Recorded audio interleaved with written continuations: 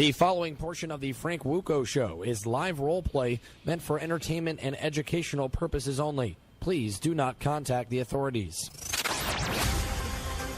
Now, coming as close as you'd ever want to a terrorist sworn to destroy your way of life, it's Ask the Jihadist.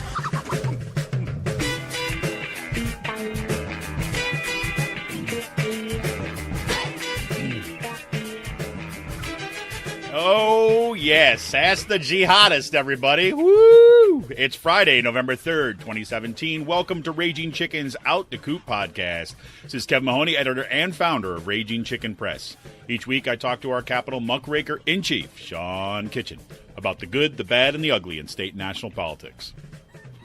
The numbers are in. We hit record levels of CO2 in the atmosphere this year.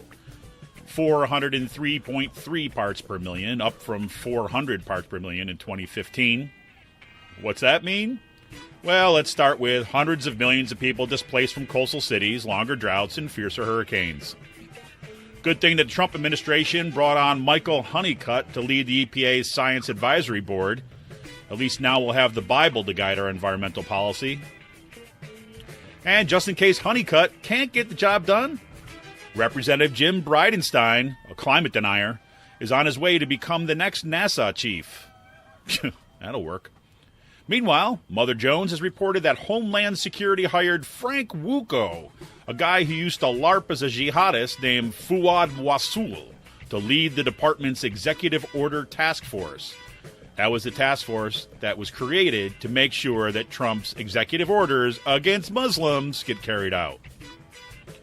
Another billionaire destroys media outlets because workers votes to unionize. RIP Gothamist and DNA Info. Donna Brazile tosses a grenade into the Democratic Party. And one of the first Democratic Party post-mortems drops and rips the party a new one. Angela Columbus, a reporter for the Philly Inquirer and the Post-Gazette, talks about what it's like working in Harrisburg as a woman reporter. Dickinson College student dresses up as Colin Kaepernick in blackface. Penn Live initially reported the student was dressed as a black person before recognizing the Kaepernick's jersey, not to mention the other guy pointing a gun at his head. We go to an extended members-only segment on this one, folks. Our first one ever. Woo! Philadelphia Mayor Jim Kenney announces the city will seize control of Philadelphia's public schools from the School Reform Commission. That's potentially one giant stiff arm to the forces of privatization. And next Friday kicks off the March on Harrisburg 2.0. This time, marchers will be walking the 36 miles from Lancaster to Harrisburg to support for their bills to end gerrymandering, ban unlimited gifts to state legislators, and create automatic voter registration. In today's last call, Pizza Boy is releasing a New England IPA called Doughboy on Monday. And watch out, the juice is loose. Pizza Boys released the White Bronco on Wednesday. Think about that for a second, folks. Just give it a second to sink in. Free Will's had a big week, releasing Love Letter from the 90s and Special Cookie this week. And they're entering into November, in the best way possible, with a great line of food trucks out this weekend. And is Sean a closet vapophobe? We'll get into that one in Let's Call. Stop the vaping, man! Tune into the Rick Smith Show on Free Speech TV this week and every Saturday at 7 p.m. Eastern. I'm not on this week. Rick recorded down at the AFL-CIO convention this past week. You can stream the show live at freespeech.org, and you can also tune in the Dish Network, DirecTV, or through the Free Speech TV app on Roku. And if you missed the show, just go to thericksmithshow.com and click on the Free Speech TV icon on the sidebar. And then huge announcement this week. I don't know if you caught our Facebook Live, but we reached our first membership goal. Woo! This is huge, folks. Special shout out to Melissa, to Astrid, to Randall, and Steve for becoming members this week and putting us over the top. Right? 4 members in a week. These folks kind of showed up, and man, thank you so much. I mean, putting us over the top, what that means is that in addition to our kind of like monthly stipend that we're able to kind of, get, very minimal, as I'm sure Sean will tell you, minimal stipend that we're able to kind of give its writers, this will actually kind of add pay writers for additional articles that they contribute to the show each month. So huge. Thank you so much for becoming a member, all y'all. And if you like what you hear, and if you too want to support Pull No Punches Progressive Media, be like Melissa, Astrid, Randall, and Steve and become a member of Raging Chicken for as little as $5 a month. Simply go to the RagingChickenPress.org and look for the Support and Membership tab. Click Become a Member and you're on your way. If you're not ready to become a member, no problem. You can still make a one-time donation by clicking Donate. Remember, a member a day keeps the fascists away, folks. That's what we're talking about. Huge week. Sean, man, an amazing week. Amazing week. We hit our membership goal. Yeah, and also, on top of hitting our membership goal, we are now having our best year on record with the Raging Chicken Press since we started 6 years ago, which is also pretty awesome. Yeah, it is. That, I think like back in 2013, we had 169,000 hits on the website. We're now at 175. We want to hit 200,000, which, doesn't seem like a lot for, the big media sites out there. But for us, that is a lot concerning. It's, a handful of us doing this in Pennsylvania. And, we have, expanded our readership a lot this year, especially through covering what's been going on since Charlottesville and, the stuff happening right here in our backyard with the alt-right. And, how they're trying to organize and stuff like that. It's just something we've been decided to put actual resources to and covering and bringing and, name and shame these people. No, that's exactly it. And, you make the perfect point. And we've talked about this like from the get-go is that, when you make a commitment to this kind of doing this kind of media work, right, which is not, we've never set out to kind of be like the next national media site, right? We kind of always believed in kind of digging deep right here in Pennsylvania in our own backyard and kind of building out a progressive media network right here in Pennsylvania, right? And that's where our commitment lies. And, on the one hand, you look at we're closing in on 200,000 hits on the year. That's freaking huge. We're approaching a kind of 1 million overall, right? That is, just blows my mind when I got to go to look at that.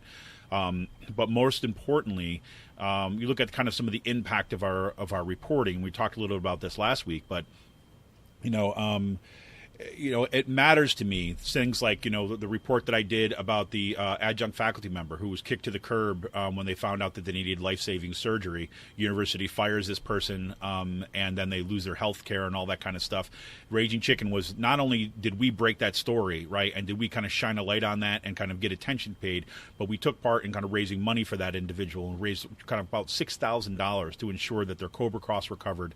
And now there's been success. They've had successful surgery, and now they're going to be able to recover without having worrying over the next, where they're, how they're going to meet their bills or other than going into substantial amounts of debt, things like that. Or the stories that you start, Sean, that, that you've been kind of covering consistently. And this is the other part of it. Only when you're doing this work on a consistent basis, covering things like what's going on in this state with the alt-right and so on, can you track some of these people and see these developments? And our reach has been way bigger than just on our site. I mean, we get picked up, and your reporting has gotten picked up by numerous outlets like Huffington Post, like The Intercept, and so on, that as part of that puzzle of kind of putting that national picture. And I think, that's the kind of approach that we need. No, one of the things, and exactly, like one of the things I, it's kind of hard to describe ourselves to people, but, I try to explain that we model ourselves off of sort of like the type of work that The Intercept is doing or Mother Jones is doing, but on Pennsylvania, we're focused on what's solely happening right here in our own state. So, I mean, that's the type of reporting we strive out to do. I'm sure we're going to have blogs every once in a while. It's just a little clicky, but, most of the stuff we're not doing is trying not to clickbait for thousands of hits, We're trying to actually put actual thoughtful reporting out there. And, it's something we've been doing over the past few months, over the past year, and especially since Charlottesville happened. Yeah, it's and that's a difficult. You meant it kind of, that we don't kind of put out a lot of clickbaity stuff, right? Like you see in this other sites, is because, one of the challenges for doing this kind of work is actually how you kind of make it happen, right? Like, how do you make it happen financially? How do you make it happen, like, by pay the bills, the server sites, and all that other kinds of stuff? And, one of the models is that, you put out a whole bunch of listy stuff and clickbaity stuff and all this kind of stuff to try to drive kind of, the advertising dollars and so on. We've chosen not to do that. We said, yeah, sure, we've got a couple ads on our site and things like this, but they're really not where we've put our energies. And our energies are consistently coming back to, we're trying to kind of build that membership base, because we want people in the progressive community to actually be the ones who we answer to, right? I mean, is that if you step up and you become a member of Raging Chicken Press, then we know, our community is coming out and supporting us, so that we can do this work and help to build the community back, right? It's that kind of reciprocal relationship. It's a lesson that the right wing learned a long, long time ago about how to do. And I think that, we're starting to kind of, make those inroads. So, we're actually, not only do we meet our first goal, but we're on our way to our second goal now, which again, then we can even increase the stipends for writers each week. So, that's what it's all about, folks, is we're all in this together, going to support these efforts, so I appreciate those folks who are doing this. And it looks like one of the things we'll focus on later on in our members-only podcast, first members-only segment, is the reciprocity within the right-wing movement, and how a couple of how this guy tried to troll me on Twitter and go after my reporting because I shot off a mistweet. But by digging into this website, you'll see this reciprocity within the right by just looking at their bios and where these people have come from and where they're going. It's a revolving door within the right, training their writers and bringing them onto national outlets. Exactly. So if you're a member, make sure you do that. You'll be able to kind of get access to that through the Patreon site. Now we do have some other members too as well. Now, if you look at our Patreon site, you notice, I think it's like there's 11 members, something like that. We used to have we used to have our membership program that was going through Podbean, so we have some members that are through there too as well. We'll make sure that you're going to have access to that too as well, even though if you're not a member through Patreon, if you've joined through the Podbean fundraising platform, we'll make sure that you get links to that, so you're going to have access to it. So it's a big deal. So thanks to everybody. So anyways, on to the news. So for one of the things this week has been a huge week for climate change. Looking at what's going on in climate change, both in terms of the actual scientific data that we're seeing, as well as what this Trump administration is doing. And how it's positioning our response to this. Yeah, I know this is something that's been happening. Something we haven't really touched a lot upon. What's been happening with Trump administration, climate change, and what's been happening, especially at the EPA. We were talking before this, but the stuff that's happening on at the EPA is, once the Trump administration's gone, this is going to be the long-lasting effects on our government and on our environment. To be clear, I mean, pulling out of the climate agreement in Paris, pulling out of, stop publishing, stop funding or giving critical attention to institutions that report on climate change or that gather data for climate change, within the EPA or within NOAA or the National Weather Service. And I guess we have a couple of big stories this week surrounding that. Yeah, absolutely. I mean, if you look at, this is some great reporting in The Guardian and other places too as well. But so basically, UN is warning that you need drastic action now if they're going to even come anywhere close to hitting the Paris Accords. And they said the concentration of carbon dioxide, this is from The Guardian, Jonathan Watts, the concentration of carbon dioxide in the atmosphere increased at a record speed last year to hit a level not seen for more than 3 million years, the UN has warned. And it says the report has raised alarm among scientists and prompted calls for nations to consider more drastic emissions reductions in the coming climate negotiations in Bonn. And this is actually, we can get all lost in the science and everything like this, but this is what I mean by that is we could talk about parts per billion and all that kind of stuff, and that stuff is critical. So definitely check out the links here. But what it translates into, right? The 403.3 parts per million of carbon dioxide in the atmosphere. It looks like it's locking in locking in a 3-degree Celsius rise in global temperatures, which basically means that you're going to have literally hundreds of millions of people that will be displaced from coastal cities.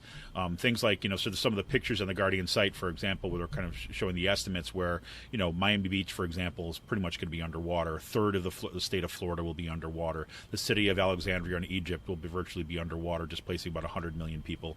I mean, it's, or 8 million. Boston. Yep. Possibly parts of Philadelphia, New York City, New York. You have, people think Philadelphia is going to be safe from this, but parts of South Philadelphia and the river wards will be completely underwater as sea levels rise, because I think the Delaware River can reach a maximum of like 2.5 to 3 miles in width at this point. You think Philadelphia is far enough inland, but that the sea level rise is going to go through the bay and into the rivers. And even cities that are inland along these rivers are going to be suffering it. There's maps out there showing that. We saw this past fall with happening to Puerto Rico, and islands getting virtually wiped off the map at this point, because of strong Category 4 or 5 hurricanes. This stuff's going to become the norm. This isn't going to this is what we're talking about, displacement. It could happen in a blink of an eye with a hurricane just completely destroying a region. Yep. Or it can happen over a course of a century. It's either way, it's going to happen.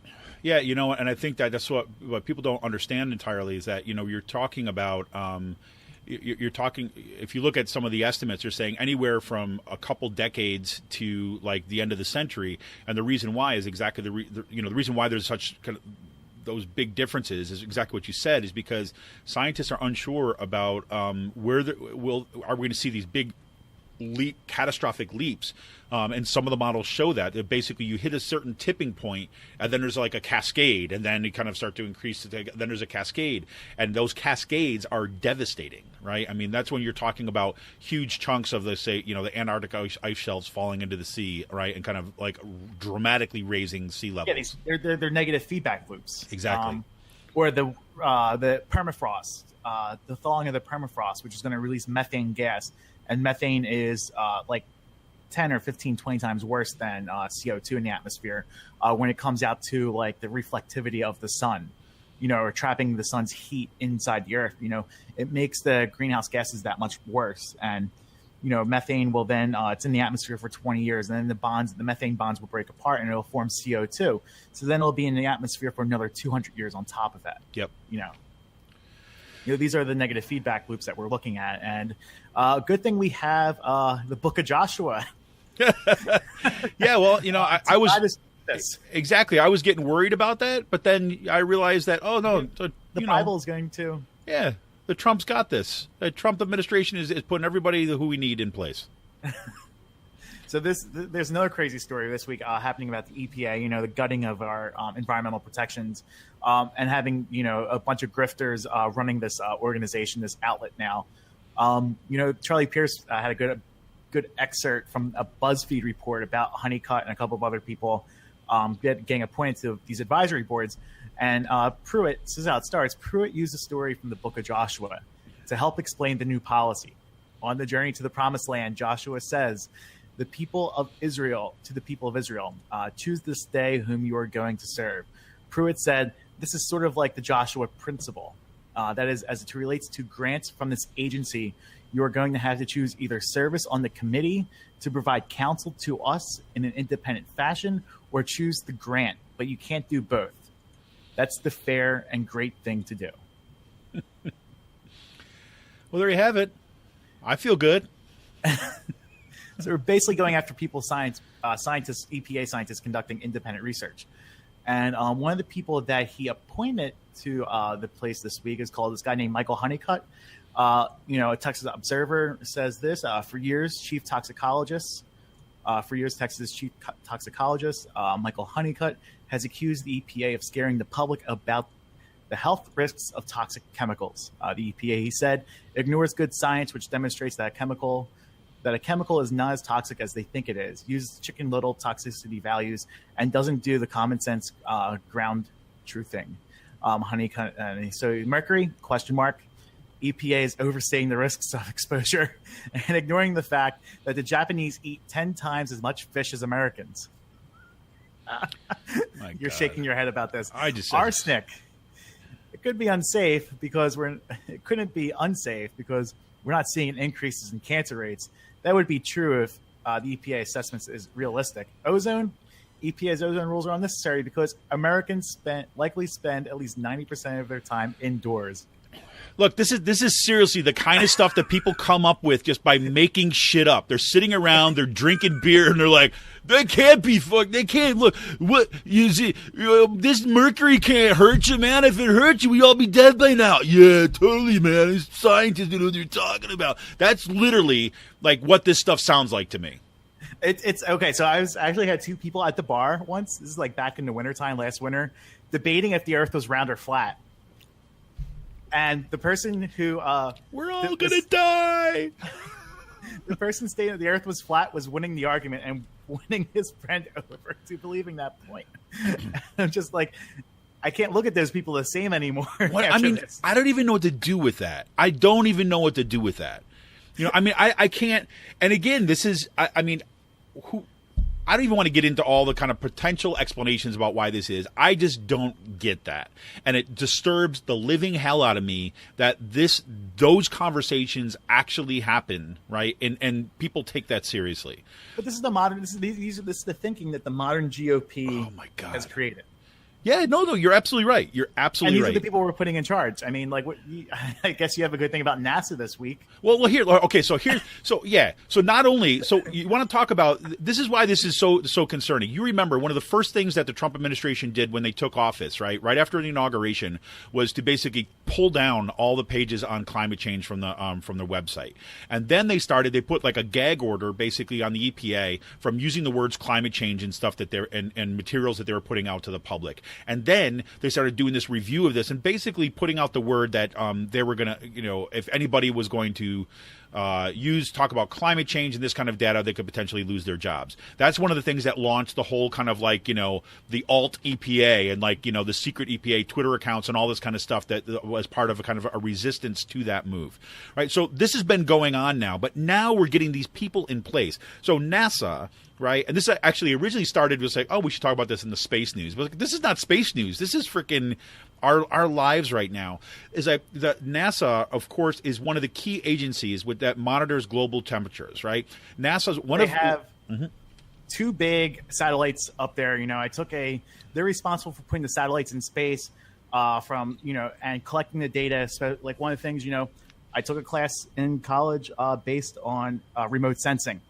And I actually wrote papers on how NASA creates technology to read the spectral reflection curves of carbon dioxide, methane, and other prominent greenhouse gases. So, like they're actually a pretty big player in the monitoring of climate change when it comes towards putting satellites and putting the instruments in space to read what's happening within our atmosphere.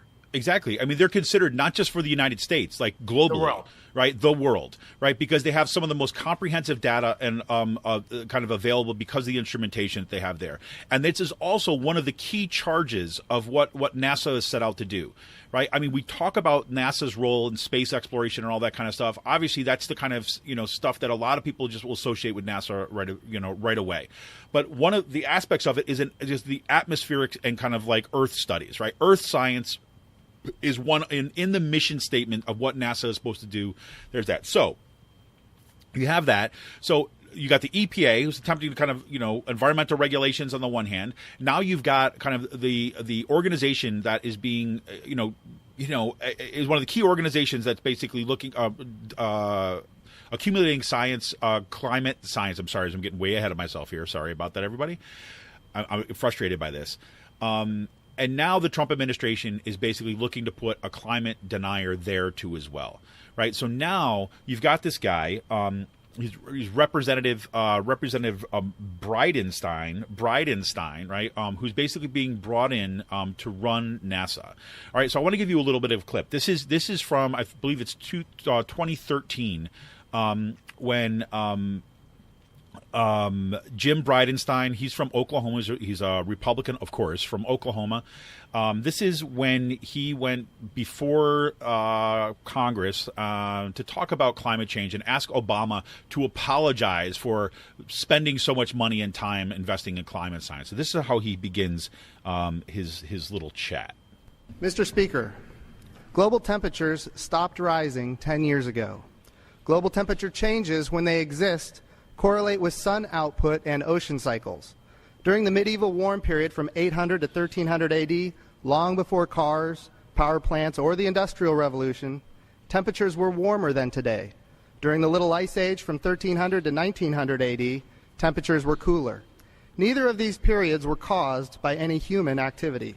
You see what this is? This is just like stating things to kind of make him sound like he's actually done his research and he hasn't done squat, right? Why don't you just say, like, you know, in the early days when the Earth was first forming, temperatures were a lot more, like, hotter because the whole planet was molten, right? I mean, why not say that? I mean, he's just saying these random things without any kind of explanation, without any background, and as if they add up to an argument. But they mimic an argument, so it makes it look like this. So now he goes to in the Senate hearing, right? And you have some of these kind of senators and some of these representatives who basically calling him to task on this. So I want to just play a little bit of a clip of what this hearing looked like this week. This is from Senator Brian Schatz. He's a Democrat from Hawaii, right? He was asking Bridenstine about his positions on climate change. So this is a little bit of the dance, okay? So here is we start off with Brian Schatz. Is that this is a science agency. And I get that you don't have a scientific background, and I don't begrudge you that, although it is true that previous administrators had extraordinary scientific backgrounds. But I don't begrudge you that because I don't have a scientific background. But you know what I do is I defer to scientists. I rely on the scientific consensus. And the scientific consensus is not that it's really difficult to tell how much of climate change is attributable to human activity. The scientific consensus is that climate change is primarily caused by human activity. Do you agree with the scientific consensus? If that's the scientific consensus that it's primarily driven by human activity, what I will tell you is that you don't know that that's the scientific consensus? Sir, I would say human activity absolutely is a contributor to the climate change that we are currently seeing. What is the scientific consensus about climate change? I think right now we're just scratching the surface as to the entire system of the Earth. And one of the great missions of NASA is the Earth Science Division of the Science Mission Directorate. And yeah, see, this is what he do. He starts dancing around. We're only scratching the surface on it. Because, you know, Sean, there are other theories out there about what's going on with the planet. For example, the Earth moves closer to the sun every year. We have more people. You know, humans have warm bodies. So is heat coming off? We're just going through a lot of change. But I think we are, as a society, doing the best we can. The Earth is like as fabulous and as mysterious as you possibly can. And that's your next governor, people. That's your next governor, right? I'm doing the best I can. That's basically what this guy is saying. Hey, I'm doing the best I can. Right, and he will not come out and say this. And earlier in that same hearing, Schatz comes out and basically says, okay, look, here's what you're going to do. Right, you're going to say that you agree that there's some contributing, but then you're going to say it gets all mucky. You can't say how much, and we don't really know, right? And he basically calls out and lays out what the Republican, what this ultra right-wing climate-denying faction is basically doing, and basically how they kind of construct their argument to pull one over on the American people. And and then what does he do? He just goes ahead and he does it. Does exactly what Schatz says that he's going to do. And so this is the guy that's going to be at the head of NASA, right? And and remember, Ted Cruz, he's one of the kind of the heads of the on the space committee that looks over NASA and things like this. It's like he has been after NASA for several years now, right? To basically saying NASA needs to get back to its mission, right? Because most people think of NASA solely in terms of its space exploration, right? And they don't know that it has a charge to do Earth science. So Ted Cruz basically said, you need to do more space exploration. You need to get back to what you're supposed to be doing in here and stop worrying about all this Earth science stuff. And so that is why that we see the UN putting out these dire warnings right now, because they see the writing on the wall. You got the U.S. pulling out of the Paris Agreement, right? And now you see these kind of people being put in significant positions. And so the world knows that the U.S. is out of the game. Right, the U.S. is out of the game, despite what Jerry Brown in California is doing, despite what they're doing in New York and so on, to try to kind of roll back this back emissions. It's going to be too little, too late. It's like I grew up listening to Bad Religion. Yeah, like one of my favorite like punk bands growing up listening to, and it wasn't like the new Bad Religion stuff. I'm talking about like I grew up listening to Bad Religion back in like the mid '80s to early '90s. And it feels like they're starting to become like prophets. How about that? About the stuff that they like were singing back like 30 years ago. It just doesn't seem like disgruntled punk rockers, but now they seem like actual prophets on this shit. Yeah, well, this there is you go. exactly what they sung about 30 years ago. Yes, it is. Flat Earth Society, like all that type of stuff. American Jesus, like all that. Yep, this is it right here coming to fruition. Welcome to the wonderful world of insanity. Oh my God! And speaking of insanity, so this is on the climate side. Then the other thing, Mother Jones. I don't mean to shift gears too much, but this is just crazy. Mother Jones broke the story this week that so there's this guy, the head of he's not. I shouldn't say he's the head of, because he's not the head of. He works in the Homeland Security. His name is Frank Wuco, right? And he's a military guy, and he started this kind of private firm, and he'd do this consulting work where he would try to consult with military personnel about how to understand jihad. And what he did is that he basically constructed this entire character, right? Alter ego. Yeah, alter ego, Fuad Wasul, right? And he would put the dress on and everything like this, wear the hat. He put on a horrible fake Arab accent, right? And then would basically like pretend to be a jihadist. That type, it's like South Park type stuff. And, seriously. I mean, this guy. I mean, I don't even know what to do with this stuff. I mean, he's a LARP.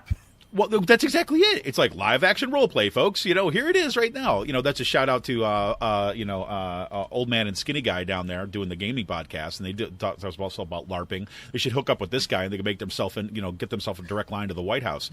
I mean, this is the guy that's been put in charge of making sure that Trump's executive orders get carried out.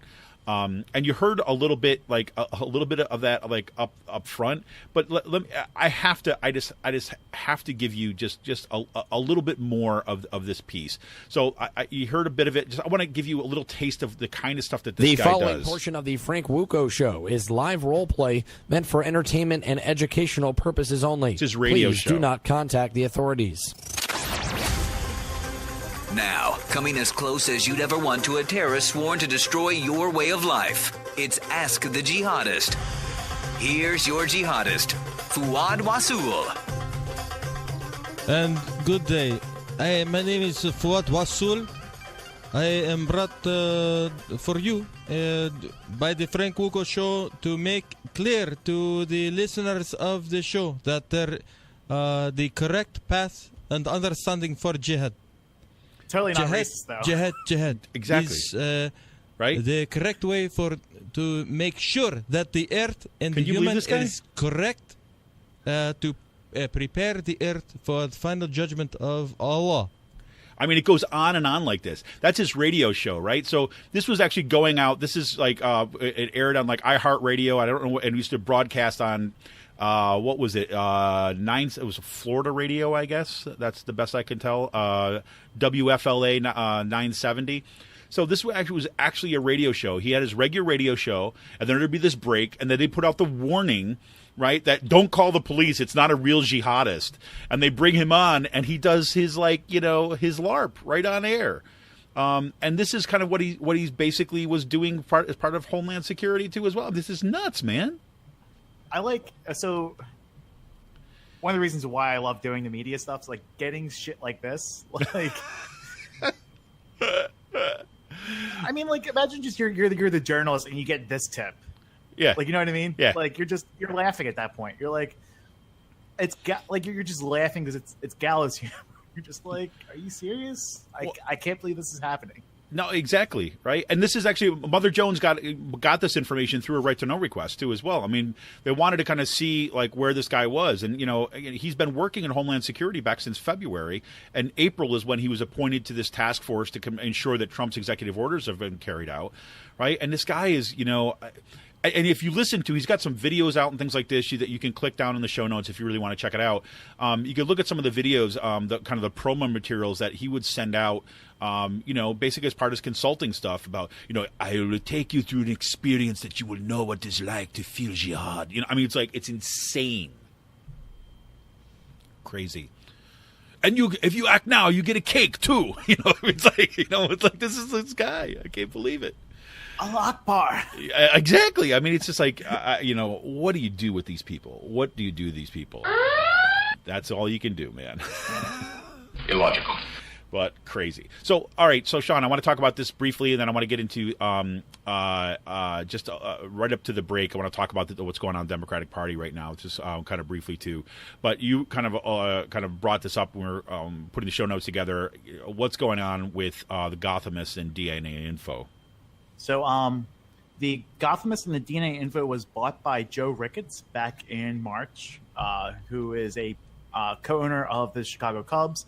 He's worth around $2.1 billion, and he's a huge Trump donor. And we should say these are two online media sites, right? Yeah, yes, these are two online independent media sites that started back in the mid-2000s or 90s that served great local reporting, especially for Chicago, where DNA Info is from, and Gothamist is from New York City. And this, last week, their employees, 115 of them, voted to form a union.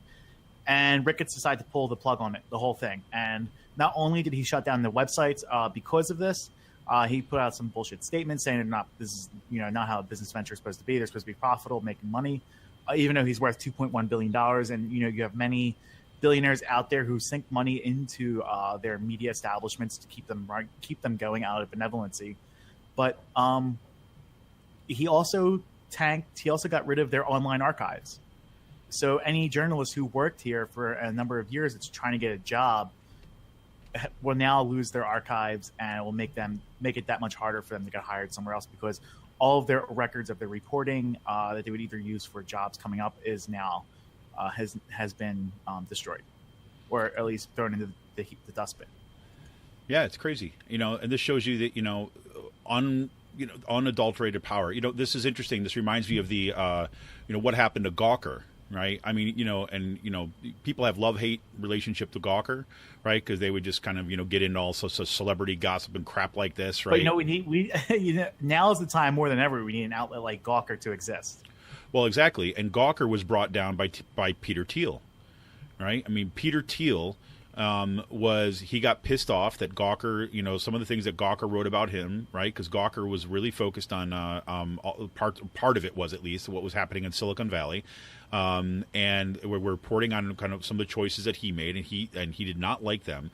So when Hulk Hogan, when Gawker published a sex tape with Hulk Hogan, and Hulk Hogan decided to sue them, right? It was thrown out of court all over the place until they found this one court in Florida, and suddenly Hulk Hogan had unlimited amounts of funds, right, to kind of to plead this case. And they made this crazy little move in that court case. There was a Netflix original movie this past summer on this. I'll bring up the title. I'll put it in there. But anyways, the point was that it was found out near the end of the trial that Peter Thiel was actually funding the whole operation. Right, so they took away an aspect of the case, right? They're basically, Hulk Hogan was asking for damages, right? Kind of emotional damages and things like this. But then the lawyers realized that if they took that away, then Gawker would no longer have a protection from their insurance company. So they just kind of went right after them. So it basically became every individual from the editor right down were kind of directly materially responsible for that lawsuit, and they just put them out of business. They ran them right out of business. This is no different, right? Except this is getting even more direct than that. You've got a person that's basically controlling these outlets and determining whether or not they stand or fall when employees decide that they want a better life. Not good, man. Not good. All the more reason, folks, become a member. RagingChickenPress.org, right? We can't depend on these people. So lastly, this week, Donna Brazile drops I don't know if we called it a bomb. I called it a bomb, and I had I said, look, she drops the bomb, and I had a couple people call me out. Said, oh, come on, this was all reported on, and we got it last year. And I'm like, yeah, okay, I'll give you that. Maybe dropping the bomb was not the right word. Maybe that's a little bit of oversell, but nonetheless, I think Donna Brazile coming out. There's an article in Politico. It's an excerpt from her forthcoming book, which is coming out on Tuesday. And she's basically going in and basically calling out what was happening inside the Democratic Party, why the Democratic Party was in just kind of like horrendous debt, and how basically the Hillary Clinton campaign came in and, you know, for all practical purposes took over the and like materially paid for, right, the operations of the Democratic Party, and how that kind of influenced what was going forward. I mean, it also goes back to show that Obama really did nothing. Put an extremely incompetent person in Debbie Wasserman Schultz to lead the Democratic Party. And by the time the Clinton campaign took over, they were $24 million in debt. Yep.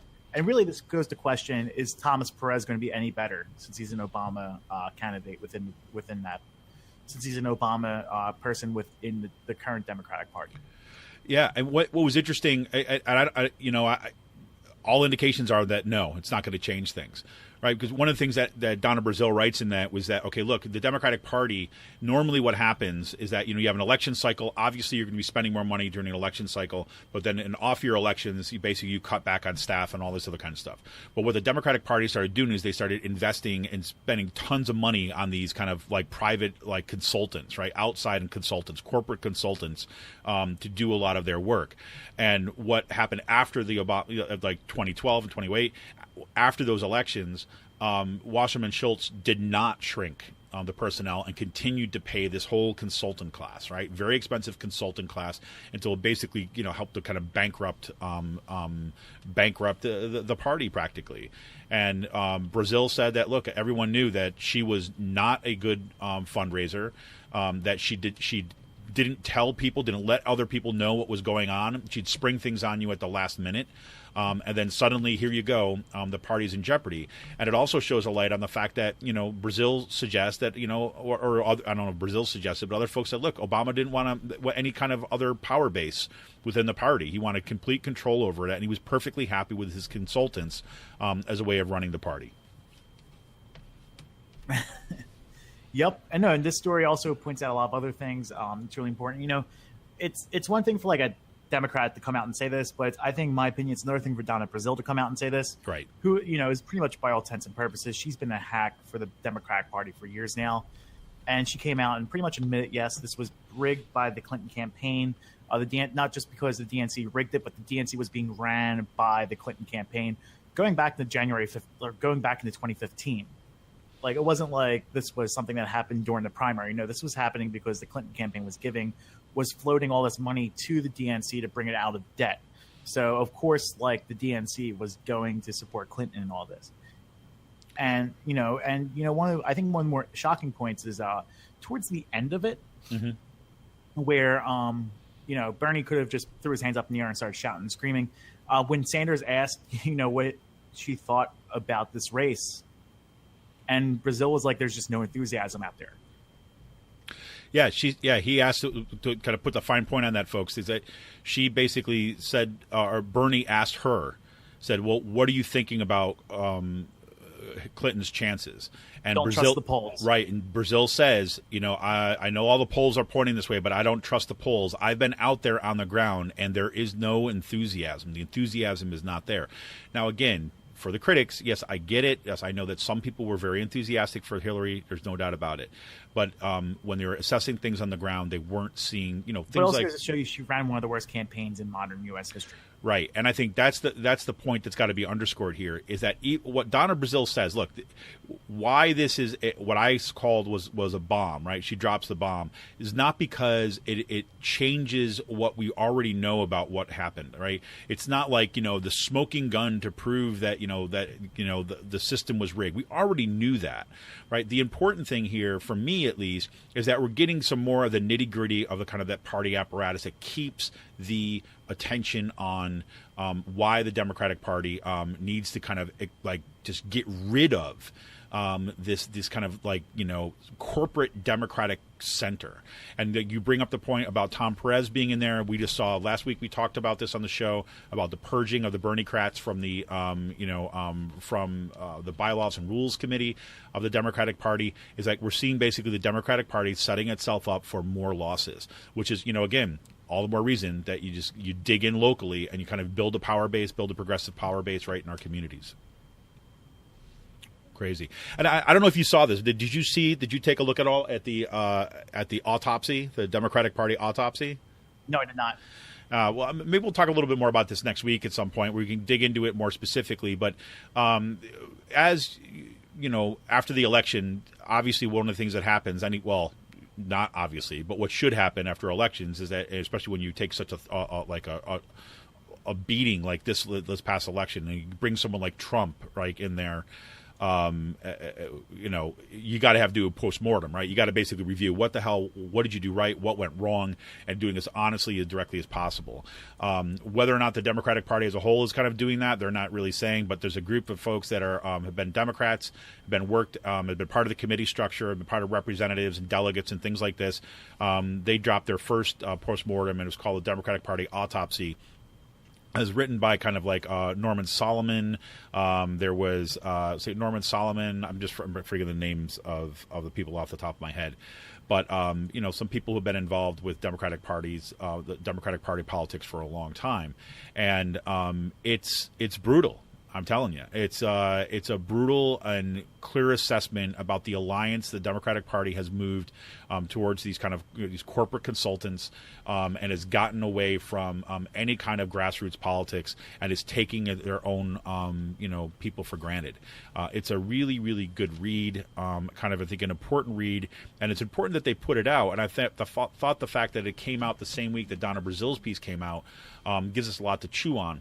Because Donna Brazile, again, as much as she's drawing attention to some of the problems that happened in the campaign, Donna Brazile has been, not a supporter of the progressive left in the party most of the time.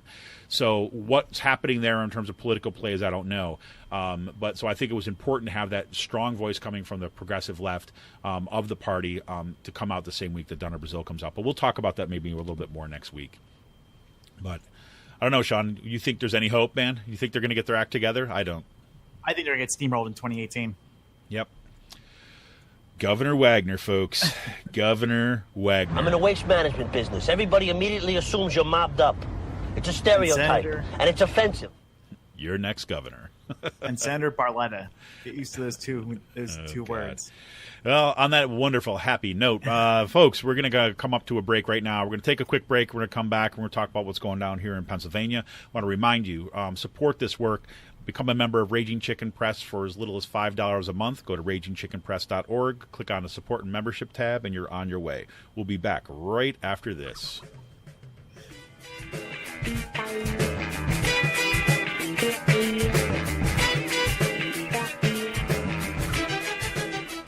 I'm Rick Smith, and this is Labor History in 2. On this day in labor history, the year was 1921. That was the day the New York Times headline proclaimed, "Striker rioting all over the city, dumped thousands of gallons of milk. Highland threatens to seize plants." Highland refers to New York City Mayor John Francis Highland. Confrontations erupted between police and strikers, leading to multiple arrests. The striking milk drivers were angered because distributors had proposed cutting their wages as much as 20%. Milk by the thousands of gallons were taken from the trucks and stores and dumped into the streets. Non-striking drivers, as well as milk dealers, were stoned and beaten. Meanwhile, not letting a good crisis go to waste, storekeepers profited mightily from the strike, gouging consumers as much as 40 cents for a quart of milk, what at the time represented as much as a 300% increase. The New York Times article noted the health commissioner said that some complaints had been registered with his department and he would act if profiteering became a menace. By November 26th, it was reported that 80% of milk was back being delivered as the drivers' protests dwindled. The post-World War I period was a time of prosperity in the United States, but not for everyone. The wealthy did very well. Speakeasies flourished, making many gangsters and bootleggers prosperous. However, ordinary working people still had a hard life. There were many labor strikes during the 20s. Some of the most notable were the 1920 Mattawan coal miners' strike in West Virginia, the 1928 Massachusetts textile strike, and the 1929 North Carolina textile mill strike. Sadly, the more things change, the more they remain the same. Today, we have a growing divide between the wealthy and the working class. Like what you hear? Check out more at laborhistoryin2.com.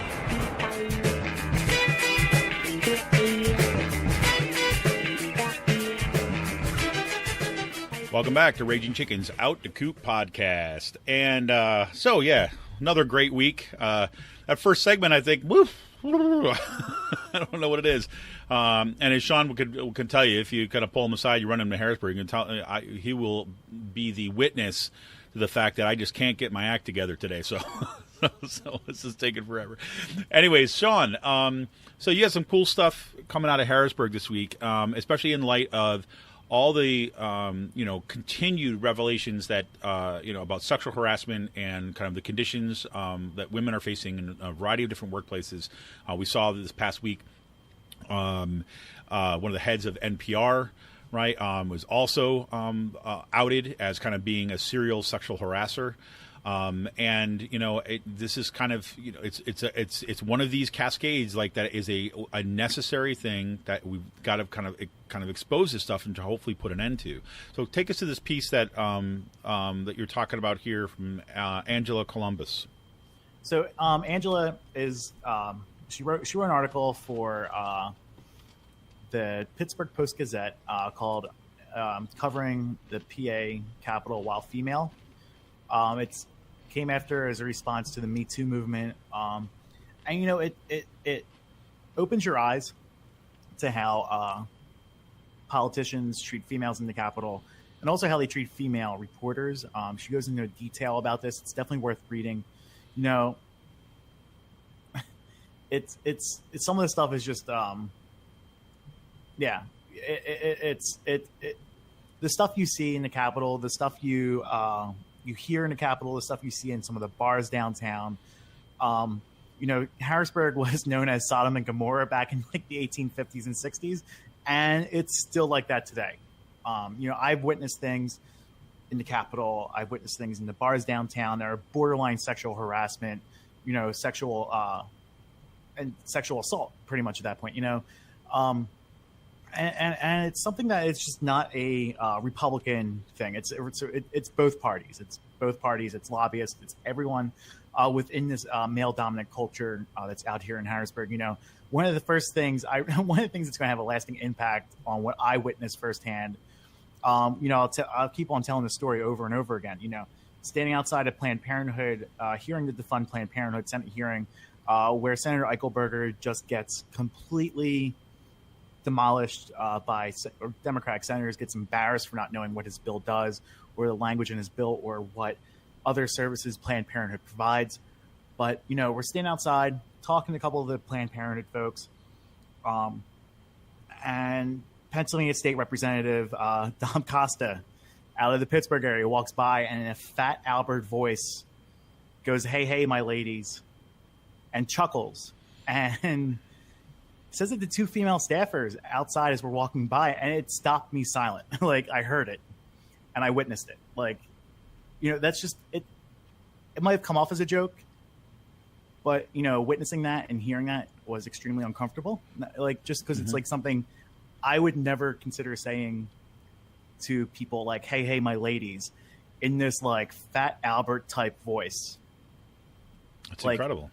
It was a creepy, like, just hearing that and just seeing that firsthand, you hear stories about it, but that was really the first time in the 2 years I've been out here that I saw someone that just that to me is like sexual misconduct. Like, you know what I mean? Mm-hmm. You're demeaning people at that point, saying you're my ladies, to two female staffers as they're walking by.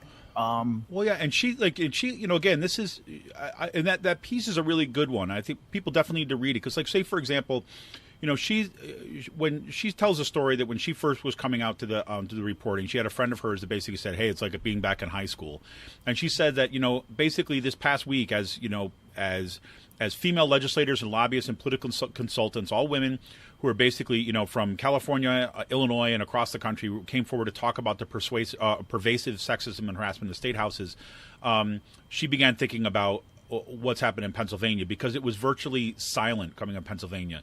And so what some women were reporting from around the country, from state houses around the country, were something like this. This is from her words in the Post-Gazette. It says, quote, "What they describe should be unfathomable. A male legislator suggesting to a female colleague that performing sexual favors might help her push through legislative initiatives. A lobbyist being accosted in the restroom by a male legislator during a social gathering at a bar, only to discover that he had locked the door, exposed himself, and began masturbating." Like things like this, right? This is the kind of thing that's happening behind the scenes. And then she goes on to talk about her own experience. And she says, you know, it was, quote, "it was still an era," this is what she talked about in the background, you know, about male power, blah, blah, blah. So the first time a male legislator greeted me with a hug and a sloppy kiss on the cheek, I was speechless but not entirely surprised. I raced to the bathroom right after to wash it off with soap and water. And when another lawmaker whom I was interviewing in a Capitol hallway began casually stroking my arm as he spoke to me, I removed his hand but shrugged it off as just another example of that high school culture my colleague had warned me about. By the time a one-time legislative leader began relentlessly needling me over the phone that the reason my stories were tough was because I wasn't getting enough sex, and I had seen and heard enough just to let it roll off my back instead of giving him the satisfaction of reaction, right? And then she kind of goes through these things. I mean, these are the kind of daily experiences that you can do. And I was always struck by that time, you know, in the Capitol, too, when that one, that woman journalist who goes up to, I can't forget, Eichelberger. Yeah. And he just basically says, "I'm done with you," right? Just another example of this.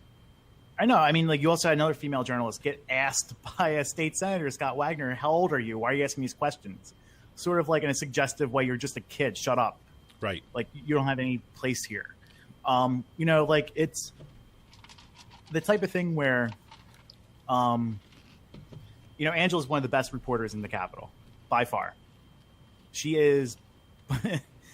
If she doesn't have any Pulitzer Prizes, she definitely deserves to have some because of the work she does. You know, always breaking stories, always dropping bombs with the Philadelphia Inquirer. And now she's doing some reporting. I don't know what the details of that is, the partnership, but stuff's getting cross-posted over on the Pittsburgh Post-Gazette. But, I mean, she's doing some of the best reporting. She's one of the best journalists in the Capitol, period. Like, yeah, I remember... Hands down. I mean, Mark Scarfolo, Mark Levy are really great with the AP, you know, but you have to follow the AP style guidelines. You have to, like, where she has a bit more freedom to do the reporting she can do. But I mean, the stuff she's been digging up the past 4 years, I mean, just the past decade almost, has been amazing work. And it's something to read this coming from her. It has a lot more weight to it. Yeah. Because of the work she's done over the past 10 years. And she's definitely like one of the people. I mean, she's like tiny. She's smaller than me, like height-wise, but she's one of the most fiercest people in that room at any given time. Well, I remember you talking about her after, you know, not long after you were in Harrisburg, is that you started kind of getting to know some of the, you know, Capitol reporters and so on.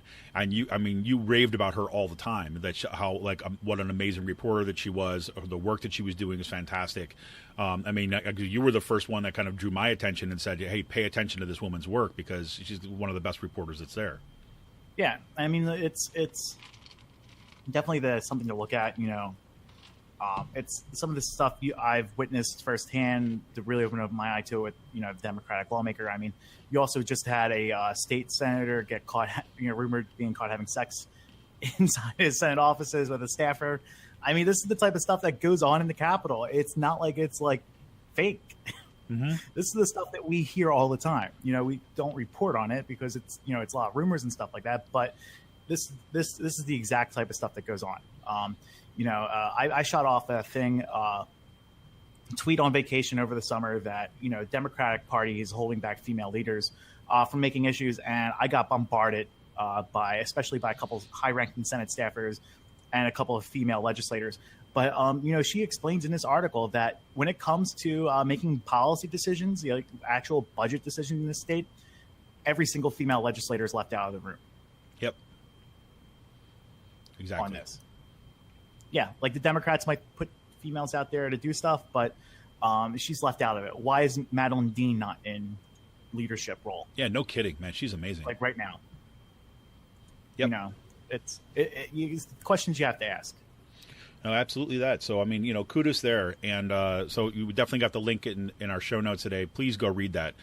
This is really important because, the more that, you have constituents that are kind of demanding change, that's the only thing that's really going to matter until we make this an issue that's public and that we support, support the women who are doing this work. And number two, demand a change of that culture, right? No longer can we, because look, it's part of the same toxic kind of like, hyper masculinity and all the kind of white privilege crap that goes along with that. It's all part of that same bag. The same reason that we've got the crap that we have and the kinds of policies that come out, the same thing that has kind of continues to be this kind of oppressive for women in everywhere. I mean, it's not just state capital, but these are our representatives, right? They're supposed to be accountable to us. So we have a role in demanding better, right? And demanding that this stop and we change that culture. And I don't give a shit if they're Republicans or Democrats, independents, doesn't matter, right? The Democratic Party does not get a pass on this,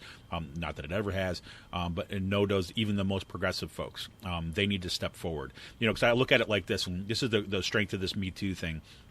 When all the stuff came out about first came out stuff about the Catholic Church and the kind of pedophilia and the kind of abuse that was going on in the church, and people were saying, "Oh, good, there's whistleblowers and blah blah blah. I can't believe this is going on, blah blah blah." And the thing that got me more than anything else about that, than the acts themselves, right? The abuse itself, the brutality of it, obviously that's the worst. But what I could never ever get past, and this has been true in every other situation that I've been in, is that why on earth did no one say anything?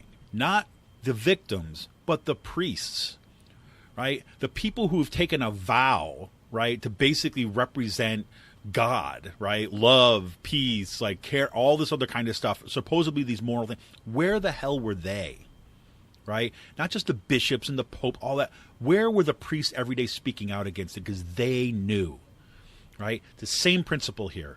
If this is going on every day in here and we know that, what are you going to do about it? You have to say something, right? You have to insist that it stops, right? And yes, it might be uncomfortable, right? And yes, it might kind of make you worry that is this going to affect you? Is you going to have this bad influence on your job, whatever like this?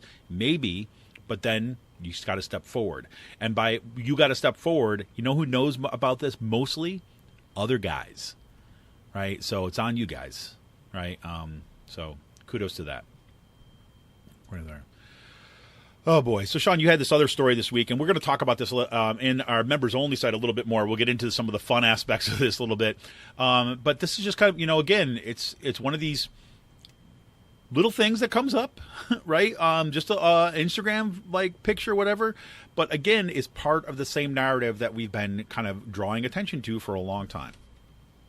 So we're going to have a little bit of a reading segment on our membership thing after this.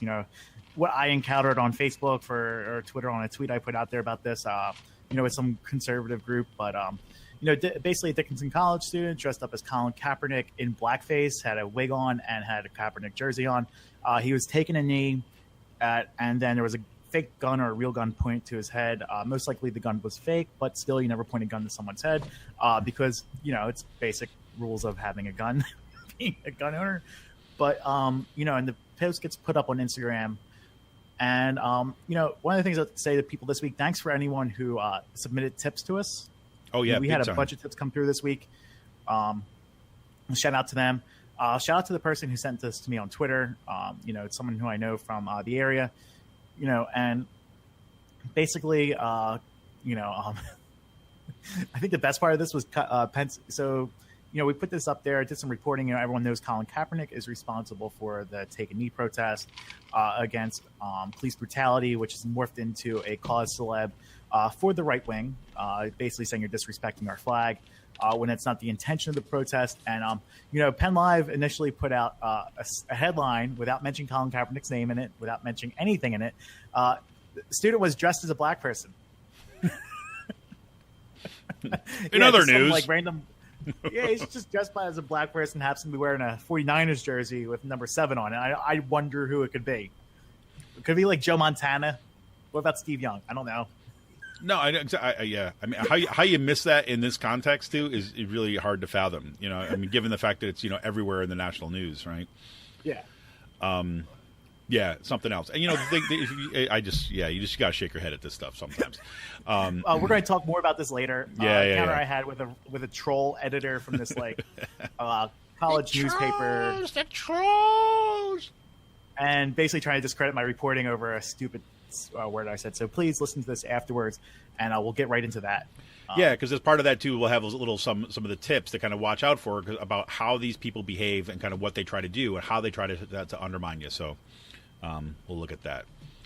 So cool, but some big news.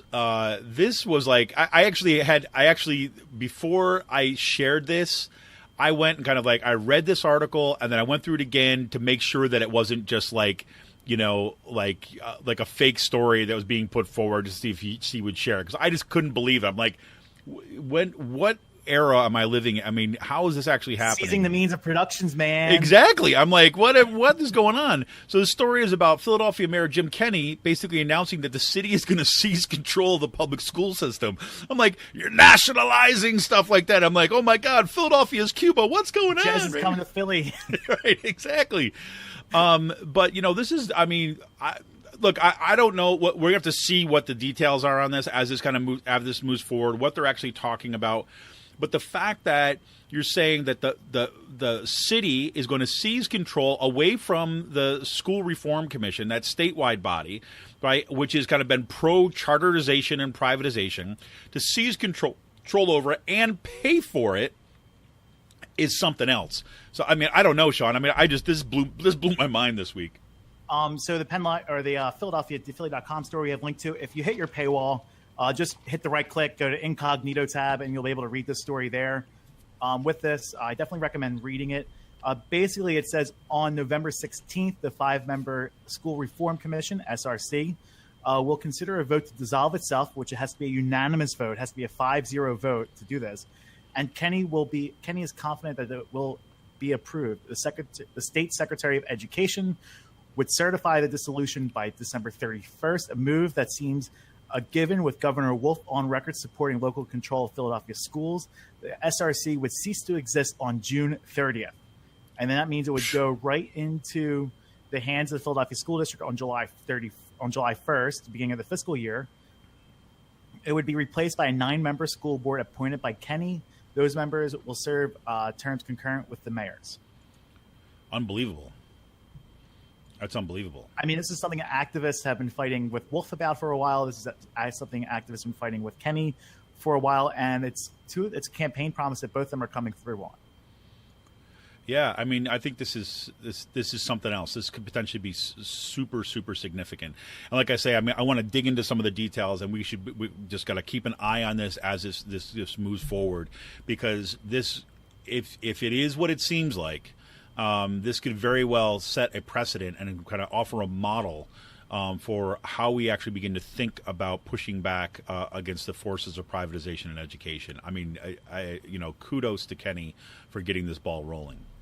I mean, this is a big deal. Yeah, this is something to definitely keep an eye on. So I just got to ask this question, and just because this is my skeptical self and things like this, how much of this do you think this is about politics, right, in terms of kind of moving into a 2018 electoral season, and how much of it is actually about an actual commitment?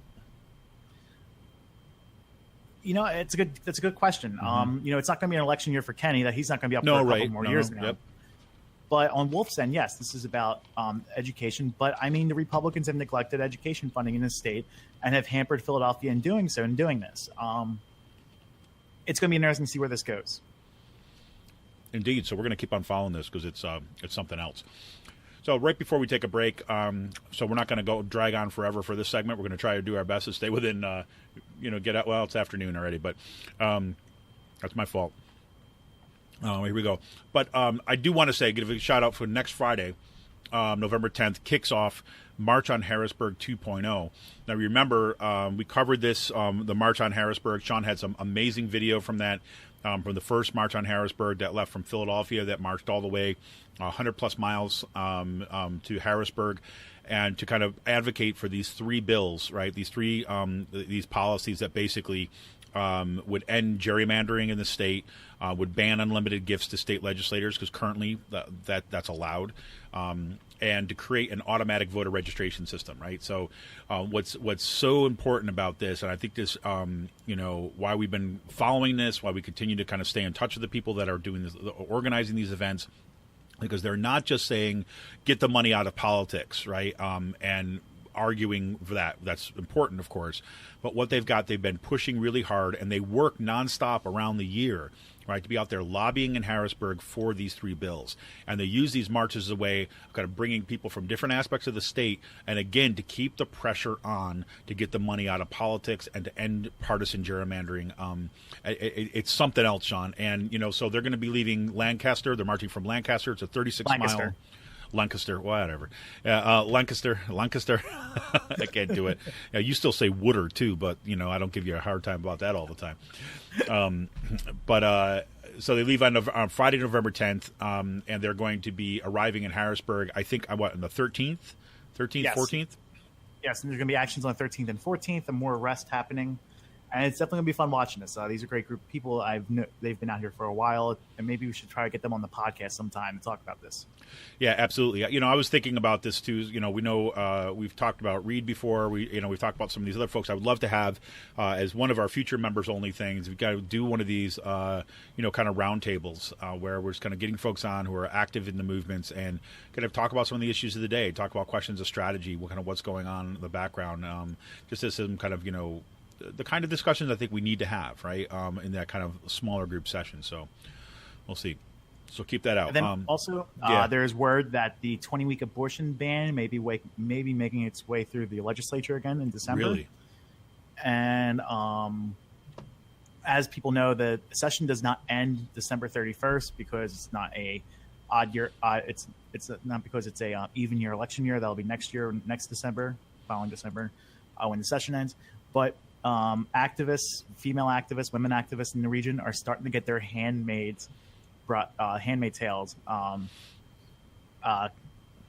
costumes going. So there's already chatter within some of the local indivisible groups out here in central Pennsylvania, and some of the fierce women's networks out here in central Pennsylvania, that women are getting their handmaid's tale costumes ready for any potential vote on the 20-week abortion ban coming up, or any potential hearing on this.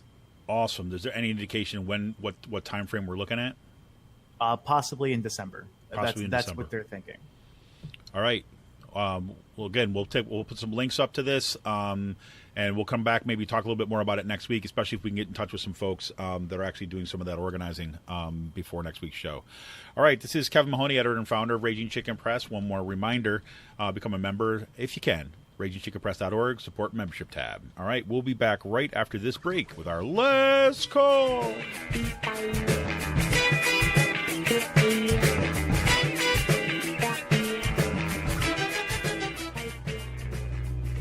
This is Kevin Mahoney, editor and founder of Raging Chicken Press. Over the past 6 years, we've brought unapologetic, progressive, activist media to Pennsylvania and beyond. We've helped hold those in power accountable and shine a light on some amazing activist work. We've broken national stories and established a reputation as an aggressive, independent media site. As newsrooms close and traditional journalists lose their jobs, hard-hitting investigative news suffers. If we care about our democracy, we have to find new, sustainable models of journalism. And frankly, no one's going to do it for us. After the Trump election, we dug in even deeper. Thanks to some longtime members, one-time donations, and a shift in other resources, we brought on more writers and started paying them. Now we're doubling down and want to expand our infrastructure and pay our writers even more. We need to invest in our media if we have a chance to resist the unprecedented assault on democracy, working families, women's rights, and our planet. History will remember the choices we make today. So take a minute to become a member of Raging Chicken Press. For as little as $5 a month, the price of a local craft beer or a cup of coffee, you will be supporting homegrown progressive journalists and media activists. Go to ragingchickenpress.org and click on the Support and Membership tab to become a member. Leave a one-time donation or learn about other ways that you can help. We don't have billionaire backers. Keeping progressive activist media going strong depends on you. Thank you for all your help and support. Keep up the fight.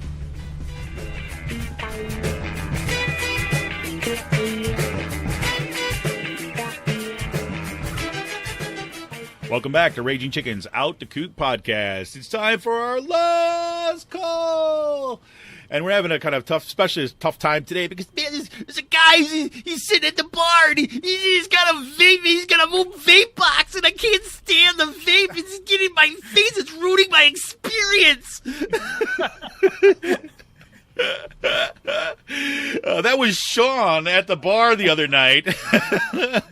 Having a run-in with his vaping fucking friend. Douchebag with a vape box sitting like a few seats next to me at the bar, and the way it's like set up, okay, he's like, this is a non-smoking bar, okay, I'm sitting in the corner of the bar, and then you can go up like next couple seats are above you, and he's just like hitting on this vape box, blowing it over towards me, and I'm talking to having a couple of beers with friends. I'm just like, this fucking asshole's the worst. I can't stand it. I'm just trying to hear you have a beer, man. We're talking to my friends, and I've been smelling like freaking cloves and frankincense, man. It's like Christmas over here. I can't stand it, man. Get your vape box out of here. That's what Sean was writing on Twitter. Facebook. So I put up on Facebook, and one of my friends who's sitting at the other end of the bar chimes in the conversation later on in the night. It's like, oh, I guess you're talking about the dude at Midtown. I'm like, yeah, that guy's a fucking asshole, dude. I don't like vape bros. Oh, God, vape bros. I mean, like, yeah, sometimes I have a pen, a small pen, doesn't have nicotine in it. Frankincense. It's got some cloves. Yes. Some orange peel. And herb. It's got some tea leaves in there. Yeah. I like to have it just a little bit. It gives me a little bit of pick me up, So I might be guilty of this sometimes. Gets me like a little relaxing.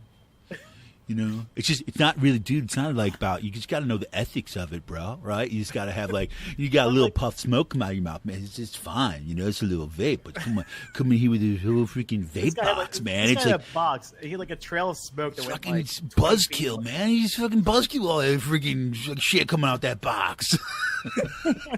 Just come on over here, man. I'll show you what to do. But I was getting to the point where I just felt like getting up. I had a few beers in me and just telling him that, like, dude, what's your problem? Dude, what's your problem with this vape box, man? What are you going to do? I can't take it anymore with your fucking box. What do you think about that? Come on now, if you're sitting at the bar speaking seriously and some dude's vaping in your face, you don't get mad at that? Yeah, no, I do totally. I always think it was just the funniest thing for me. It was like when I saw you start posting this stuff on it, right? I could tell you're just ready to explode.